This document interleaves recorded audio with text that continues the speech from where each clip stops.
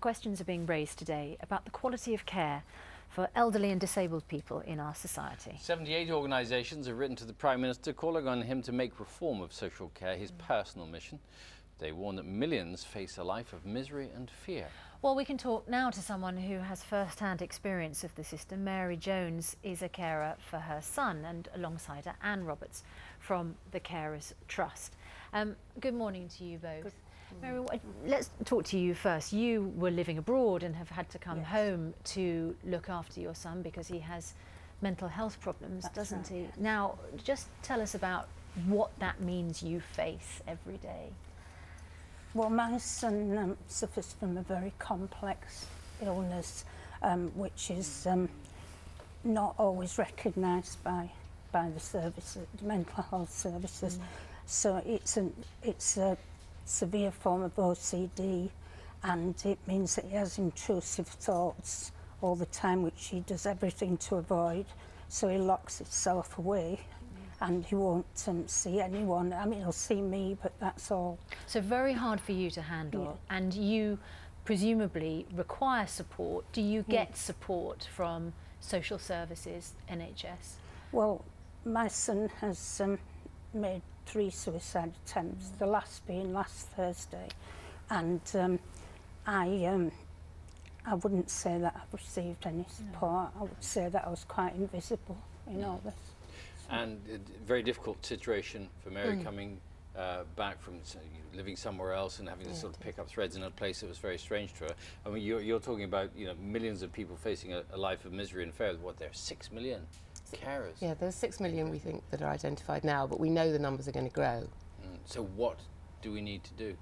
I think what we are calling on is for the government really to take this opportunity to look at how social care is funded and to look at how you better join up health services and social care services, because what Mary is dealing with in you know, every day is really difficult and quite relentless. And I think we know that some local services, I think, have really helped Mary, but it is helping carers to find those services. Too often people don't recognise themselves as a carer. So, you know, there's a real opportunity to reform social care, and we really are asking the Prime Minister to take a lead on doing that. And what Mary describes, it's obviously very difficult for you, Mary, and you know, what you're going through, everyone can sympathise with, but it's shocking to hear somebody in Mary's position describe themselves as invisible when they are so clearly in need of support and presumably feeling quite vulnerable, and it's hard to ask.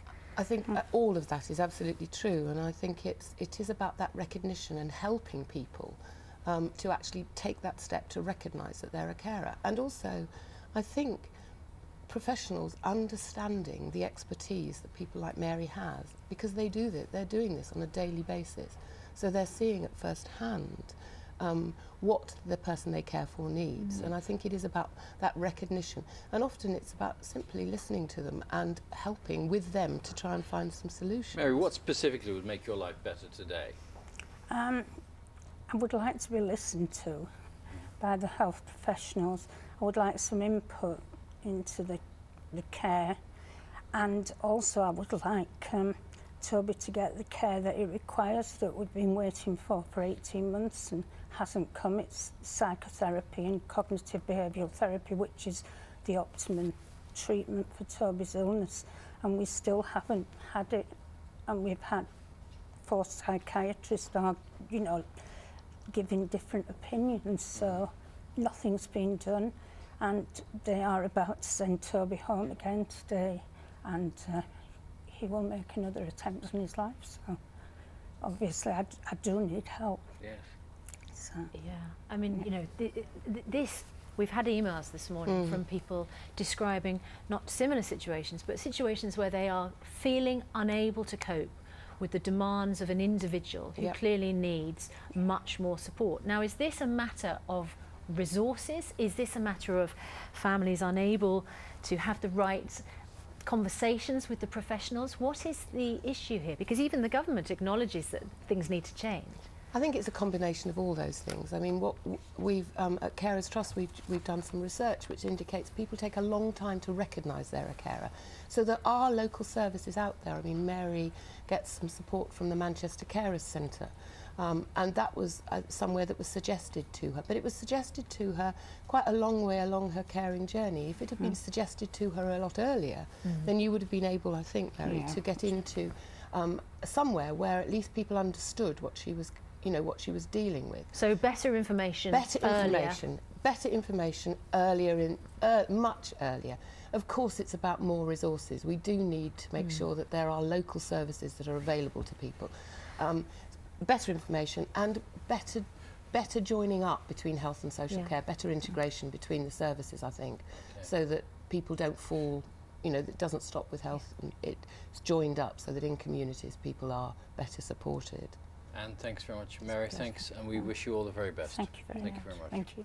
We should say that the government response is, we absolutely agree, the social care system's in need of reform, and they'll publish their white paper on care and support shortly, and working hard to secure cross-party agreement to find a sustainable long-term solution.